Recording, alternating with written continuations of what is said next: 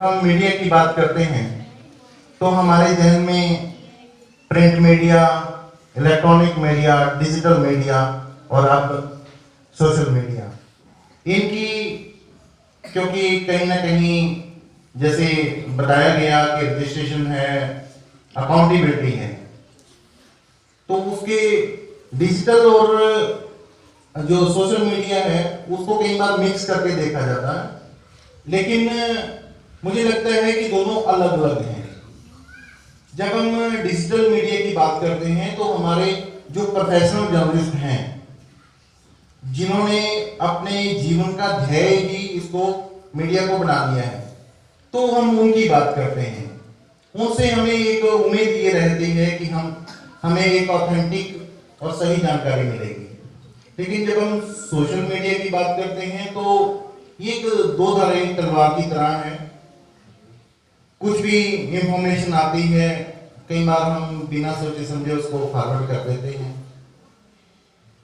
और social media की ताकत इतनी ज्यादा बढ़ गई है कि आज हर एक पॉलिटिकल पार्टी, हर एक एनजीओ, हर एक संस्था ने अपने सोशल मीडिया सेल स्थापित कर लिए हैं।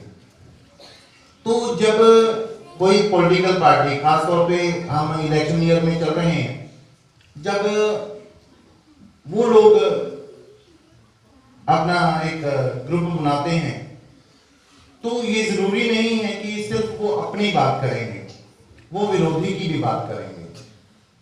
जब वो अपनी बात करते हैं तो उसको बढ़ा चढ़ा के करते हैं, और जब वो विरोधी की बात करते हैं तो ऐसी ऐसी बातें जो वर्ड पप्पू है, ये सोशल मीडिया की देन है। ये एक किसी व्यक्ति के बारे में हम इतना ज्यादा उसको मतलब एक पार्टी उसको बड़ा करने की कोशिश करती है, दूसरी उसको गिराने की कोशिश करती है, उसके बारे में ऐसी ऐसी बातें कि मूर्ख फलाना ये लोग। इसी तरह से हमारे प्राइम मिनिस्टर नरेंद्र मोदी के बारे में भी एक पक्ष ऐसा है, पिछले खासतौर पे 4.5 साल 5 साल के अरसे में कहीं ना कहीं हमारा देश जो है वो दो भागों में बढ़ता जा रहा है, एक मोदी विरोधी और एक मोदी के, जिनको लोग भक्त भी कह देते हैं। तो ये सब सोशल मीडिया की क्रिएशन है। अगर हम वो जो मेन स्ट्रीम मीडिया है जिसकी अकाउंटेबिलिटी है, अगर हम उसके ऊपर पूरा रिलाई करते, एक बैलेंस्ड न्यूज आपके पास आती, तो शायद ये नई नई जो भाषाएं, परिभाषाएं हैं, शायद ये नहीं होती। क्योंकि वहां भी हम एक एक शब्द जो हम लिखते हैं या हम बोलते हैं, वो सोच समझ के बोलते हैं भी, और हमारी कहीं ना कहीं मजबूरी भी है, क्योंकि हम जिम्मेदार लोग हैं। हम जो है हल्की भाषा का प्रयोग नहीं कर सकते हैं। तो ये जो सोशल मीडिया है, इससे एक जो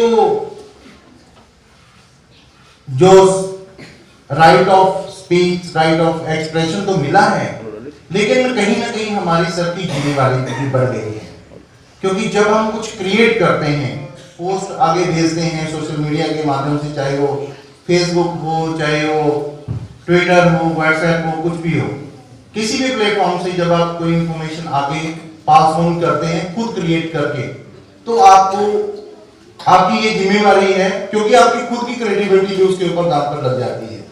अगर आप एक गलत न्यूज, गलत कुछ पोस्ट डालोगे तो आपकी समाज में जो लोग आपको जानने वाले हैं वो कहीं ना कहीं सोचेंगे कि ये अगले बार जब आप सच्ची भी डालोगे ना, तब भी वो पिछले वाली जो है आपका पीछा नहीं छोड़ेगी, और वो लगेगा कि ये पिछले बार भी इसकी खबर झूठी निकली थी, अब भी पता नहीं कैसी होगी।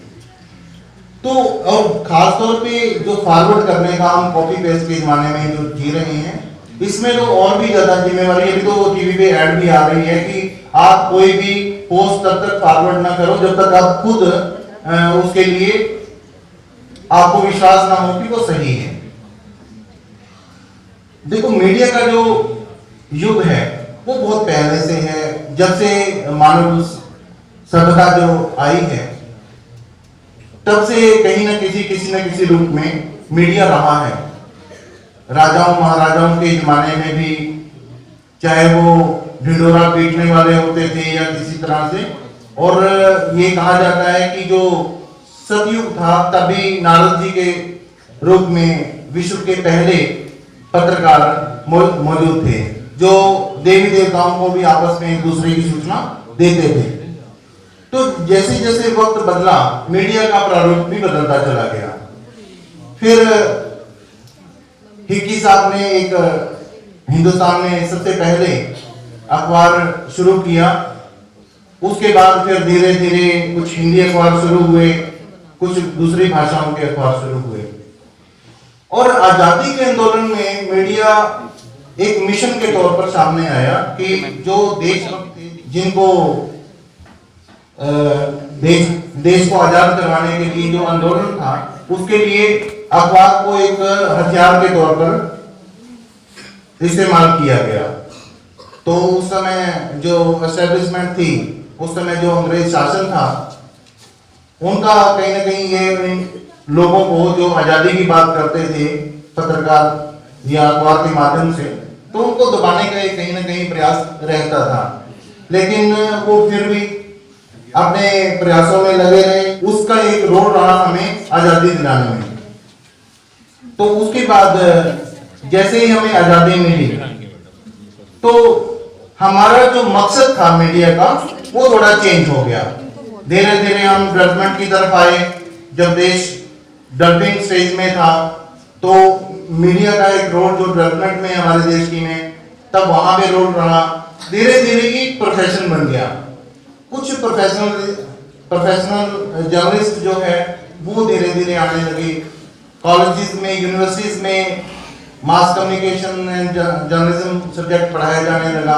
तो कुछ बहुत सारे युवा साथी जो है, जो इस फील्ड को, पहले तो ये था कि साथ साथ कोई दूसरा काम भी करते थे, लेकिन जिन्होंने पूरी तरह से मीडिया को ही अपना प्रोफेशन चुन लिया, ऐसे भी लोग बहुत सारे सामने आए। उससे क्या हुआ कि मीडिया की जो सही मायने में जो विश्वसनीयता है, वो और ज्यादा मजबूत हुई। क्योंकि जब एक व्यक्ति, जैसे मैंने आपको कहा कि अगर आप एक पोस्ट गलत डालोगे तो आपकी क्रेडिबिलिटी दांव पर लग जाएगी। लेकिन जिस व्यक्ति ने अपना जीवन ही मीडिया को बना देना है, तो वो तो चाहेगा कि मेरी क्रेडिबिलिटी पे कभी दाग ना लगे, कोई क्वेश्चन ना उठे। तो जब ये प्रोफेशनल जर्नलिस्ट आए, इन्होंने इसका लेवल बहुत ऊंचा कर दिया। फिर धीरे धीरे इलेक्ट्रॉनिक मीडिया आया। इलेक्ट्रॉनिक मीडिया के आने से जो है वो और ज्यादा उसमें तरक्की हुई, क्योंकि बहुत सारे लोग जो प्रिंट से भी ज्यादा लोग शुरू में इलेक्ट्रॉनिक मीडिया में गए। तो उनको एक जो पहले सिर्फ लिखते थे, तो वहां पे बोर्ड है, उसके माध्यम से अपनी बात को लोगों तक पहुंचाने के लिए बहुत एक अच्छा माध्यम। धीरे धीरे चैनलों की संख्या बढ़ती चली गई और एक दौड़ और होड़ शुरू हुई टीआरपी की। जो इलेक्ट्रॉनिक चैनल है वो कहीं ना कहीं एंटरटेनमेंट चैनल में बदलते चले गए। खबर को पेश करने का भी जब हम दूरदर्शन की समाचार सुना करते थे, तो वो कुछ नाम अभी भी हमारे जहन में होंगे जो पुराने लोग हैं, तो वो सीधी खबर पढ़ते थे। लेकिन आज की खबर में सिर्फ न्यूज नहीं है, उसमें व्यूज भी शामिल हैं। उसको प्रस्तुत करने का तरीका भी किस तरह से हम कितने उसको मनोरंजक ढंग से आपके सामने पेश कर सकते हैं आज के युग में, वो भी एक कोड है कि कोई खबर है उसको कैसे ब्रेकिंग की बड़ी सारी जो है कोड लगी हुई है। तो धीरे धीरे वक्त के साथ ये चीजें सारी बदलती चली गई, लेकिन इसमें बहुत सारी अच्छाइयां भी निकल के आई, कुछ बुराइयां भी आई होंगी। फिर हमारा दौर आया ये डिजिटल का यूज। जब इंटरनेट क्रांति के साथ हमारे सबके हाथों में मोबाइल आ गया, तो उसके बाद जो डिजिटल ने इलेक्ट्रॉनिक को भी कहीं ना कहीं पीछे छोड़ दिया। और आज स्थिति ये है कि हर इलेक्ट्रॉनिक चैनल का अपना एक डिजिटल प्लेटफॉर्म भी है। ये आज की युग की ये खूबसूरती है, हर एक अखबार का, हर एक चैनल का अपना एक डिजिटल प्लेटफॉर्म भी है। तो उसके बाद ये सोशल मीडिया जो आया, सोशल मीडिया ने हर एक व्यक्ति को, जैसे मैं पहले बताया कि पत्रकार बना दिया, लेकिन एक हमें डिफरेंशिएट करना पड़ेगा कि पत्रकार कौन है और कौन नहीं है। क्योंकि जब हम मिक्स कर देते हैं ना चीजों को, तो कहीं ना कहीं कंफ्यूजन क्रिएट होता है। हर आदमी पत्रकार क्लेम नहीं कर सकता है। रीजन भी ये भी नहीं है कि चलो, जैसे हमारे साथी दीपक जी ने बताया कि वो एक रजिस्ट्रेशन होती है, एक्रेडिटेशन होती है।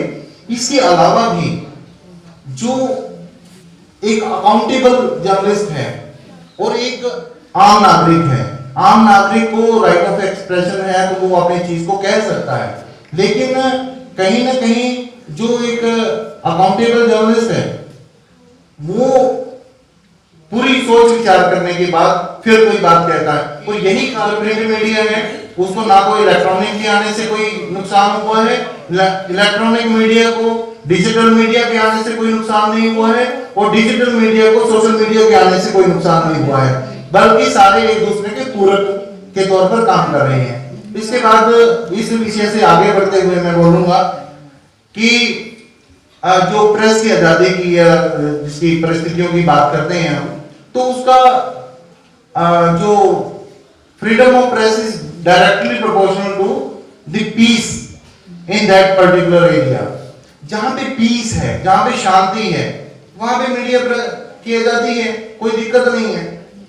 आजादी कहां पे खतरे में पड़ती है? जब आप एक कॉन्फ्लिक्ट जोन में काम करते हैं, जब आप एक विवादास्पद क्षेत्र में काम करते हैं, जैसे फॉर एग्जांपल जो हमारे लोग वैली में काम कर रहे हैं, या जो हमारे लोग जो है इराक में, ईरान में, जहां पे बहुत ज्यादा मारामारी मची है, जो लोग वहां पे काम कर रहे हैं उनके लिए ज्यादा मुश्किल काम है एज कंपेयर टू अस, क्योंकि वहां पे जो समाज को जोड़ने वाले तत्व हैं या एस्टेब्लिशमेंट है, सरकार है, प्रशासन है, वो चाहेगा कि उनके हक में खबरें चलें, और जो दूसरा पक्ष है, चाहे वो सेपरेटिस्ट है, चाहे वो टेररिस्ट है, वो चाहेगा उनके हिसाब से खबरें छपें। तो वहां पे एक बड़ा बैलेंस करके चलना पड़ता है, अपनी सेफ्टी भी और अपनी क्रेडिबिलिटी भी, और जो है अपने संस्थान की सभी कुछ देख के चलना पड़ता है। बैलेंस जो है वो वहां पे देना का।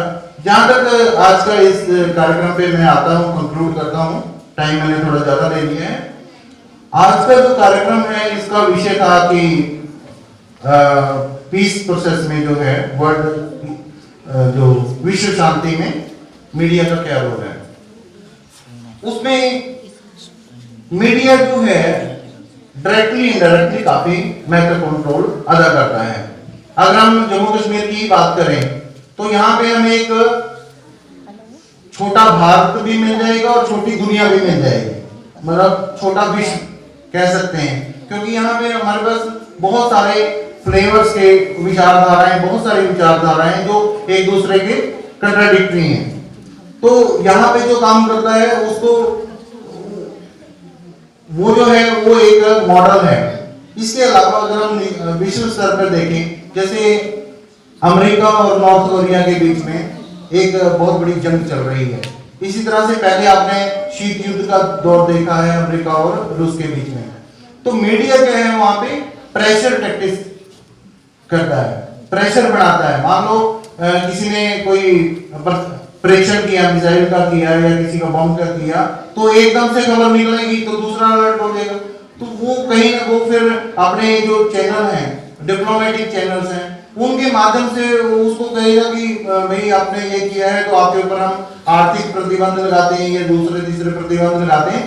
तो उससे क्या है, मीडिया का रोल क्या हुआ, मीडिया ने बता दिया कि भाई वो ऐसा करने जा रहा है, कई बार कर चुका है या करने जा रहा है। अगर करने जा रहा है तो कहीं ऐसा भी हो सकता है कि वहां पे जो यूएन है या दूसरे देश हैं, कई देशों के भी G20 और कई ऐसे प्लेटफॉर्म बने हुए हैं, वो प्रेशर बनाते हैं कि भाई आप मत करो ऐसा, ये विश्व शांति के लिए सही नहीं है, या आपने अगर ऐसा कर लिया तो उनको आप वो कर दो, इनको नष्ट कर दो अपने हथियारों को। तो कहीं ना कहीं मीडिया का रोल हर जगह रहता है, क्योंकि मीडिया और समाज एक दूसरे से अलग नहीं है, दोनों एक दूसरे के पूरक हैं। तो मैं इतना कह के अपनी वाणी को विराम देता हूँ। जय हिंद, जय भारत।